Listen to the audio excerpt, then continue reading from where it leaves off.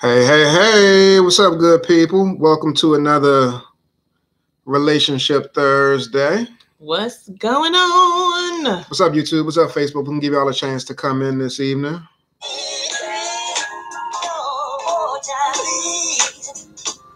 You're not feeling that? All the stuff we've been listening to, why did you play one of the ones that we've been playing? Why you just come brand new?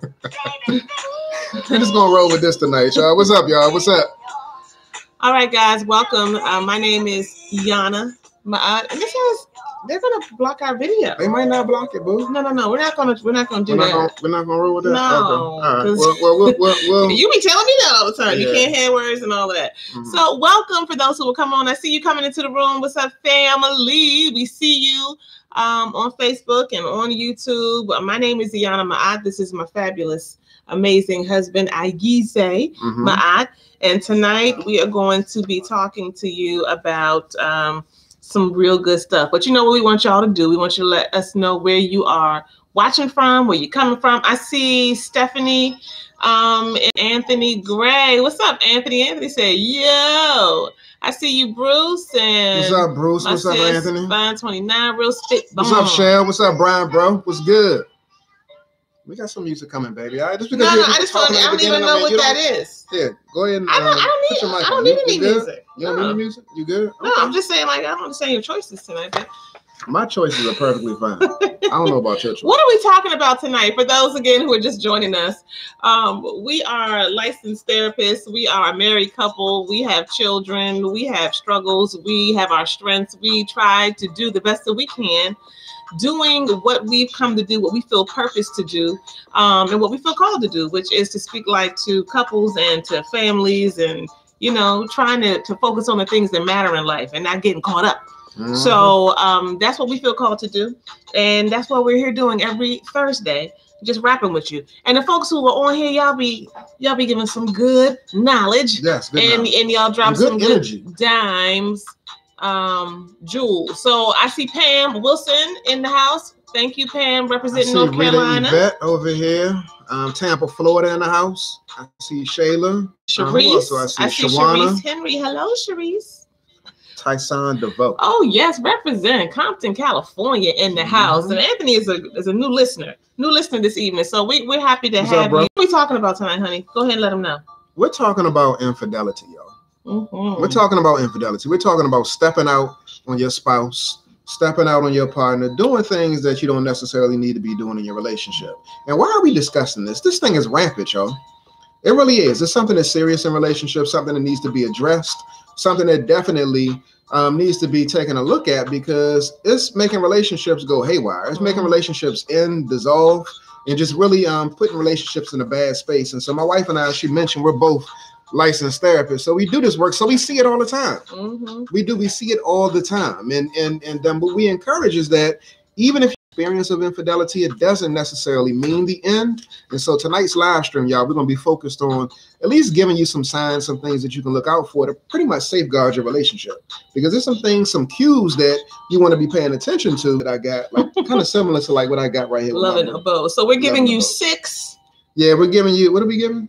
That's not waiting for you to get to. That's why I'm looking at you like, baby, you came up with the title tonight. You sent it out to the list. You know what I'm saying? So I did. What you're did I say? A lot, what did I call it? I said six reasons why your spouse may step out on you. That's what I said. 6 reasons why your spouse may step out on you. Mm-hmm. All right. Your son said, turn the Wi-Fi on. I was bumping my gums a little bit too much. That's what your son said. Oh, okay. He said, tell Daddy, tell Papa to turn the Wi-Fi on. Multiple things going on. So we're going to go ahead and get started.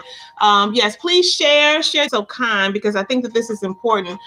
We, again, oftentimes focus on the fact that everybody is responsible for themselves. And so I think it's really important for us to say that again, to not understate that nobody can make you do anything. Mm-hmm. So I want to be clear. We're not saying like, yeah, this is what, can happen when you make your partner do this and that. But there are certain vulnerabilities that a relationship can come up against. There are certain things that you can do, maybe unwittingly, unbeknownst to you, and there's certain dynamics that a couple can experience that set them up and make them ripe for interference. Yeah. It makes them open. And so it's important for you to know, and to really have some real honest reflection on, where is your relationship, and how are you flowing? So I think that that's really important. So we're going to go ahead and get started. I'm going to let you start it. Number one. All right. Number one. Again, if you're just joining us, please go ahead and share this video. Tonight, we're talking about infidelity, and we're giving you 6 signs or 6 things. What is the thing? Yeah, 6 reasons. 6 reasons your spouse might step out on you. All right. So we talk about this one all the time. You should not be surprised when you hear this. And Real Spit Vaughn said, I'm glad y'all said that first. Yeah, we got to put that out there, that everybody's responsible for themselves. But they lose their emotional connection with you. If your partner loses their emotional connection with you, then you are in a danger zone. And that's why we say all the time that we can give you techniques and strategies and tips and tricks, but if you don't have connection, and when we are seeing a couple, if we sense that they're really disconnected, we don't even go to no tips. We don't even go to no strategies. We're talking about what's happening with you. Are you feeling her in any way? Is there any fire left at all? And we're trying to rekindle that, because no amount of strategy will compel you to do what you need to do when you ain't feeling your partner. No amount. So you have to stay connected. And really, when you think about it, most affairs are just a symptom of a loss of connection. It's a loss of emotional connection. That's what's happening when cheating is happening. So being emotionally connected is a way to safeguard the relationship and to prevent betrayal. When there is understanding, when there is compassion, when there's concern. Sometimes people just saying, your partners just ain't tripping off you. They ain't really concerned about what you got going on, or at least it feels that way. That's a loss of emotional connection, and that makes you very vulnerable. If your emotions aren't responded to, if I'm going on and on day by day, and I keep saying the same things to you, or I keep giving you the cues. What we talk about, and based on the Gottman method, we talk about bids for connection. Bids, BIDS, are things that your partner does to try to get your attention. And you may be aware of it and you may not be. But they're things, sometimes they're, kind of childish. You know what I mean? Sometimes it's stuff that we do to, kind of pouting and that kind of thing. I can be like that sometimes. Oh, you can be. Yeah, I know. Sometimes it could be like, not talking and being quiet and withdrawn. I don't be like that. You can be like that sometimes. Yes. Whatever it is, right? Or making certain comments, or saying, I'm not feeling okay, or whatever it is. They're putting out energy to let you know, I need you.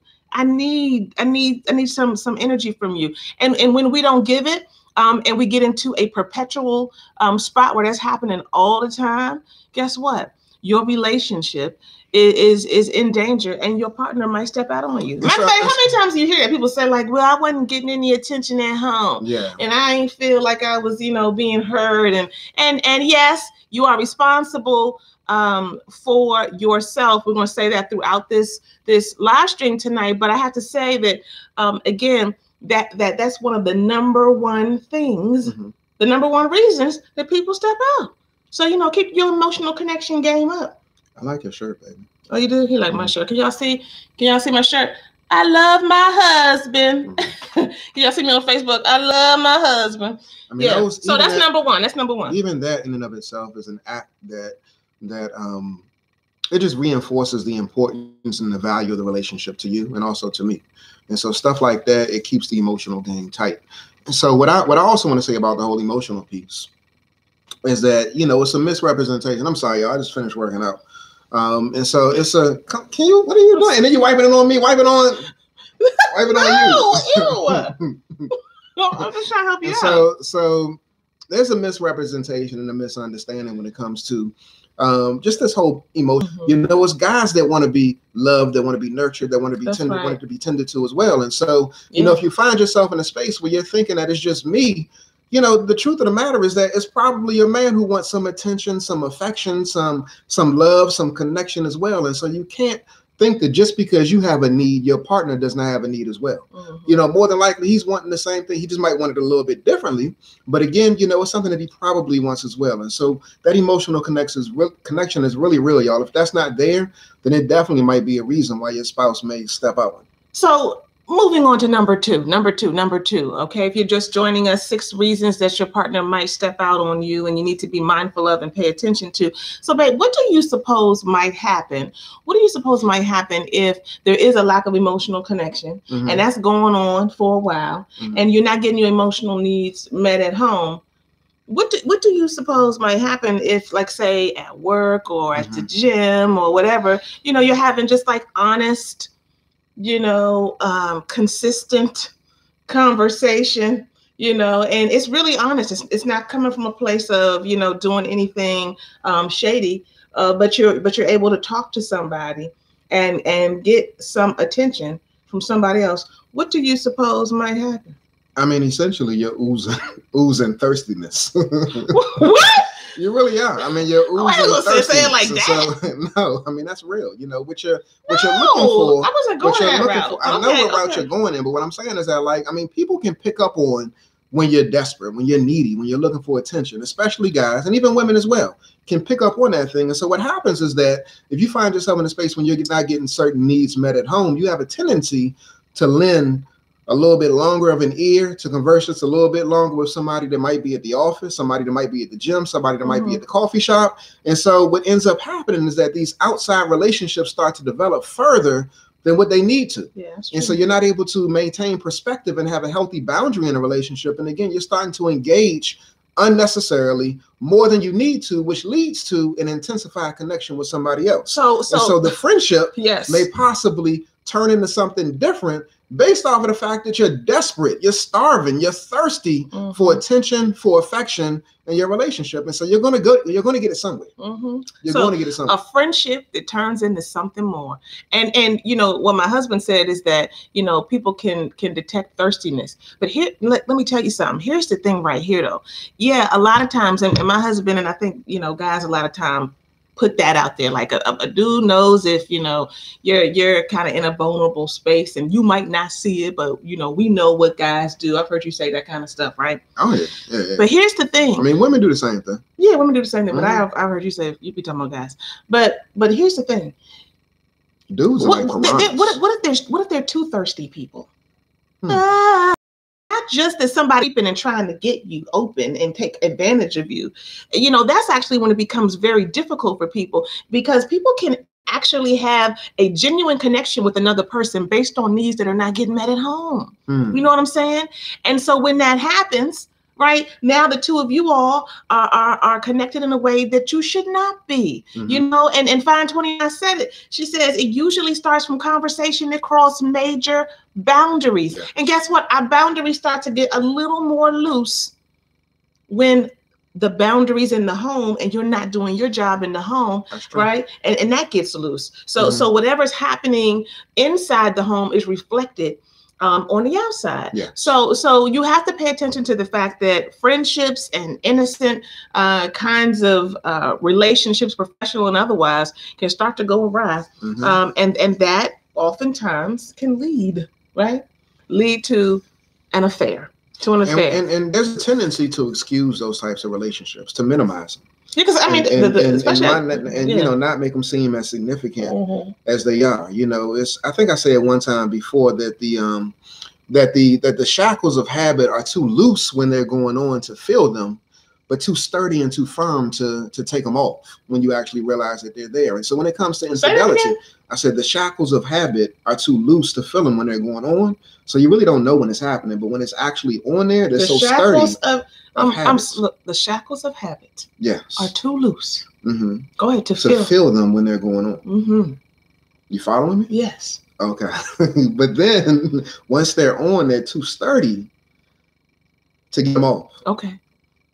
You actually feel them at that particular point in time. And so when it comes to infidelity, A lot of people might use the excuse like, I mean, I found myself in this particular space with this person and I didn't know I was going to be there. I didn't intend to arrive here where I'm connecting with this person, where I'm having these long conversations, but I'm here. Mm-hmm. And so again, you find yourself in a space based off of your vulnerability where you're engaging in these conversations, you're spending longer lunch hours with this person. And as a result, you'll end up connecting differently. And he begins knowing certain things, or she begins knowing certain things about you, about your spouse, about your children that they should not even know. Mm-hmm. And then at that point in time, you developed an emotional relationship. So there's emotional infidelity that's taking place. And as a result, again, you keep on getting deeper and deeper and deeper until hopefully you cut that thing. But again, you got to make sure you're paying attention to these work spouses, these friendships that eventually evolve into something else. On the basis that you are there or shouldn't speak to them so often. Let me see what your answer is. I'm saying we oftentimes hear that from women. A lot of women, they write in, or they even in sessions, they lift that up about my spouse being about, you know, what's the woman's you trying to get out of it. I'm like testing you right now. What's the answer? I'm playing. And y'all, if y'all have not shared, please go ahead and share if you have not already done so. Yeah. So I like what Carla said. Carla said, look, if you're talking more to them than you're willing to talk to your significant other, then that can be a problem. And Chris Brown says she already has trust issues. It's probably a reason why. Look, here's what you do. There are oftentimes be based on good common sense. Mm-hmm. You might be speaking too much and you just, you know, getting a little bit too, you know, friendly, and you think that it's all good and somebody's looking at you, licking their lips, and your partner knows. You know what I'm saying? Or it might be that they actually are insecure. It really doesn't matter about the intent or the context or the situation, and it's not like that and all of that kind of stuff.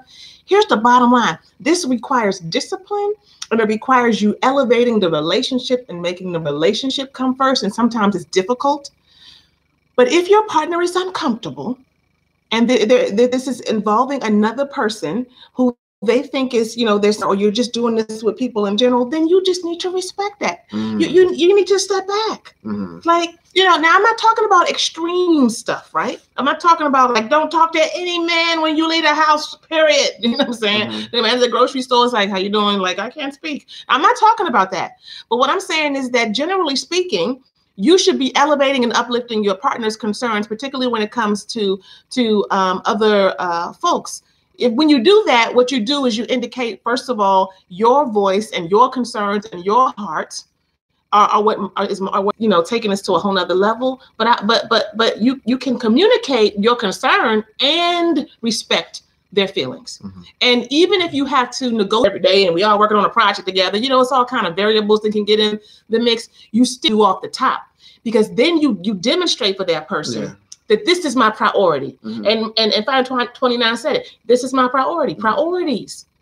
When you do that thing, long answer to your question, you know, if that's what your partner is asking for, do that. Doesn't mean you can't negotiate. Doesn't mean you can't keep talking about it. But first things first, honor this relationship and step back. Because what's it going to really cost you to do that?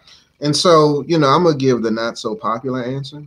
And I agree with you 1,000%. But the reason why I say it's the not so popular answer is because I'm gonna have to call the brothers to the mat here, to the carpet, and say, you know, when it comes to this type of thing, we're often, again, in our sessions, hearing women or the wives talk about, you know, he's being too friendly. You know, he's doing this, he's doing that, and just saying that this is how I am, and this is who I am.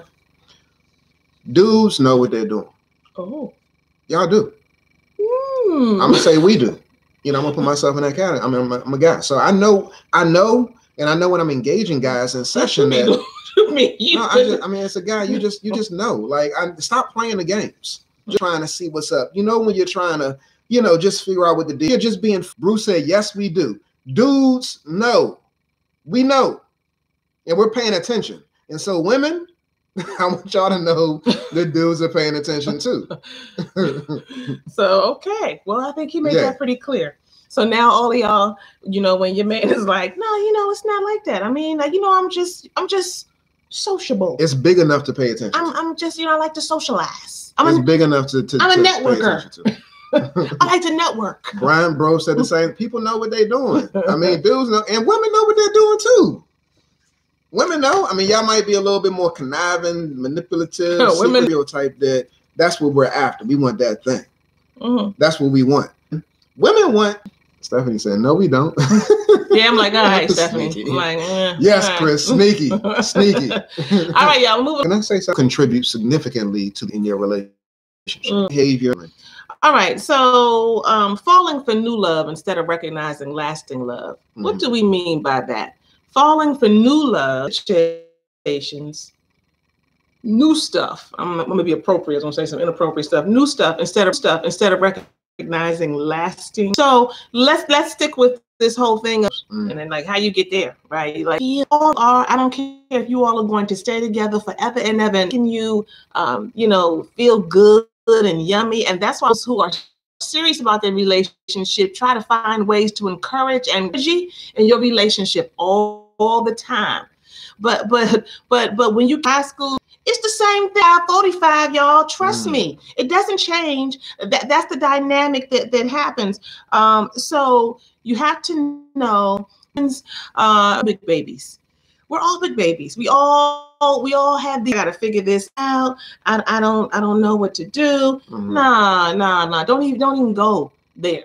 Don't even trip. We tell people all the time when we're counseling. And what I tell folks all the time is, look, we can't give you, an exact science. That's a decision that you have to make. But what I can tell you, spend a lot of time and waste a lot of time wondering and think partner and recognize for real. All right. All right. So what do you want now? You want? Yes. Hey, honey. And recognize that lasting what's at home, even when there's difficulty.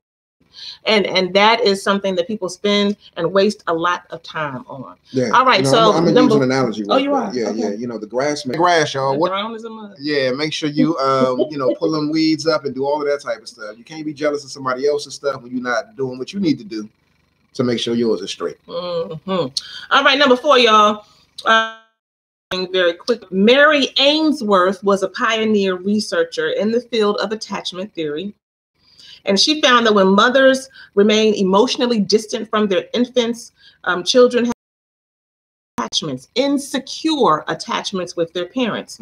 When children, and she called these attachment styles, shifts attachment style, or attachment style. And so relatively new research, really emoting a lot. They're telling you how they think, they shut down, or they're really clingy. And the point, go and take a quiz, find out what your attachment style is. You want to drop it in this post? And I can we can put the link in this post. Okay. And then have your partner do the same. Once you figure out what that is, then what kinds of things did they grow up with, and how do they process things, and then you will personalize things less and not allow the opportunity to connect to happen as much, because you'll understand how you all process things differently. So because you can get your feelings real hurt by not knowing like there is. Do you understand? Understanding again that you married to, if they was doing that before. I mean, cheating is cheating, right? But they might not have known what they were person. But what are you doing? What are you doing now with what you know? Because we have that type of foolishness, and maybe will either give you or not, but oftentimes in funky situations, because have you ever said this is not okay, the program, and you only ask for what you need, say what you will not tolerate, say, you know what, I already know what the deal is. I already know you out here doing the do. So look, we're gonna, or I'm gonna have to make some different decisions, and people will learn to do, or they won't say anything. And when they don't say anything, that's also an answer. Because if they're not getting with what your needs are, then you have to then make some. Oh yeah. Tony over here says, I'm not sure all females. Tony says, I did all red flags, but I thought things would change. I'm not sure if it's a guy or a girl. And that's oftentimes what people find themselves thinking that things. Here's the thing. Tonight, again, we're focusing on 6 reasons why your partner might step out on you. You can change some things based on what you're hearing right now. If you know that there's some things that you, or there's some things that are existing in your relationship that make your relationship and make you vulnerable to cheating, or like you said, some of y'all already dipping in, then you then have to take some of what you're learning tonight, or whatever's really standing out to you, take it. I always say, get still with it. So whether for you that's prayer, whether that's for you or whatever. And then take that to your partner, or take that to your counselor, or take that to a trusted friend, and figure out how to do something different. Don't just stay stuck in the same scenario. So let's move on to number 5. Again, if you're just joining us, we're talking about 6 reasons why your partner might step out on you, remembering that everybody's responsible for themselves. If you would be such, please share this video so that other people on this conversation. Number 5, where we at? Number 5 is, you know, and it's something that everybody deals with. And so whether it be the children, just everyday stressors tend to, you know, intensify just how they feel relationship from the reality looks like. And so they look elsewhere to try to find some type of reprieve. And it's not good. Yeah. You know, it's not good to go elsewhere to get that, when really your home is supposed to be a sanctuary. Yeah. For children, of their emotional well-being. And so again, you know, stepping out just based off of life stresses, everybody deals with it, y'all. I mean, just the mundane, Everybody especially when you throw kids into the mix. Yeah. I mean, sometimes it's hard just to find. This goes back, which is really about emotional connection, because that kind of, we can start working, and it's like we working from sun up to sundown, and then we get in the house and everybody's finished eating and everybody gone to bed, and my husband like, all right, let's go to bed. I start to get an attitude. She does. Working all day, and got the this kids is, so right. she's demonstrating this right here. Yeah, wait a minute. So you trying to tell me that like now for the 2nd, 3rd, 4th, 5th day in a row, we about to not like sit here and like. You know, I don't think I need quite a. I don't. but my point is, it's not about sleeping habits. The point is that I start to feel disconnected. I do. Sometimes, guess what? I'm gonna take off early. You take off early. Let's go hit that movie in the middle of the day. Picture that. You know what I mean? The kids gone to bed. Let's come down here and let's just. Some of y'all, we just gonna sit on the couch and look at each other. What that look like, right? Like. It's foreign to you. Do it anyway. Well, let's just go for a ride. Do it anyway. You know what I'm saying? Because for a lot of y'all did stuff like that. Don't sit on the couch or go for a ride or let's ride to this. I mean, I do that in the gas station or put gas in the car because he keeps my gas in my car. You know, I'm like, where you going? I'm going to put some gas in your car. You want to ride? Oh yeah. Connected that by the intimacy in the relationship. It was probably about 45 degrees outside and 10:30 at night. And so you know, let's go for a walk. Yeah, I was like, in the neighborhood, and so she was like, "What?" Thing when it's cold outside, but I said, "Let's go." I said, "You can put your hat on, put your coat on, go for a walk in the neighborhood." I think it was a full moon, so we went. And so that was an opportunity for us to connect, y'all. And so again, what you have to do is be intentional about your bids for connection, reaching out and trying to connect with your partner, but also being receptive to it as well. That's when I don't feel like doing something. I don't feel like staying up with my wife. And I sure didn't feel like walking out in the dark. Yes, we do it anyway. But it was good. It was good. It was good, man. We had a good conversation. We did. Yeah. So again, that whole piece around bids for connection, if you don't even know what that is between you and your partner, like what does your partner do? I would ask that you all ask each other. Y'all can do that this weekend. Say right then, like, you know, Aiza and Iana said that all couples have bids for connection. There are things that you do to try to, you might not even consciously be aware of it, to try to connect or get some attention. I'm just asking, like, what you doing today? That could be a bid for connection. Because you're trying to see, it's a Saturday, what you got going on, right? You know, is there space for you? But you don't ever actually say it. So I'm ready to go get something to eat. All late, but I'm hungry. The last one, y'all, again, oh, look, I love what Sean said. Sean, I have been married 20 years. We date every day.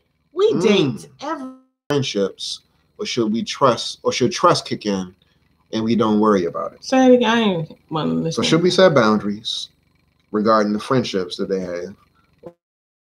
Need to be, they're not mutually exclusive. So there are boundaries. Have any friend of his is a friend of mine. He ain't got no women friends. That's just his friend, and they be like hooking up and hanging out. And I know people do that, and I have seen that people do that. And I know that there are some relationships where people do that, and that's fine for them. That's not how we roll. And I don't have no dudes. I just be like hanging out with, and you know, that's my friend. Whatever. Any friend of mine is a friend of his. And there's certain boundaries that we put in place in terms of a friend of mine is a friend of his. That means that, there's going to have to be some intentional time where he's going to have to get to know them. I'm going to have to pull back some. And if you want to be, then, much of a friend of mine. And that's how we safeguard our relationship. So you should put boundaries in place. Boundaries are a healthy thing, and you should be able to trust. Both of those things go together. It's just good common sense. It's not like, well, let's just see what happens. No, that's dumb. I'm glad you said that. You don't want to walk in your relationship and exist in your relationship just being dumb, just being stupid, being blind, and assuming that you don't have to do anything to save it. So it's important that you do certain things intentionally to protect yourself, and then also you want to make sure that you put yourself in a position. Sorry. This doesn't mean you cannot have your own relationships of self, and have friendships or relationships with, okay? But look, what if you don't know how to emotionally connect? I mean, it has been really interesting and fascinating work for myself and my husband, but I'll just speak for myself. Work with people and really, it doesn't mean that this is women, really be available, trying to hurt their partner. You do not know. Do anything. You don't know what to do, and you don't know how to even say, I need to get help. It is okay to get help. Much of what we're telling you, many of you can make some changes and can get some insight and can do some things differently. But there are some things and some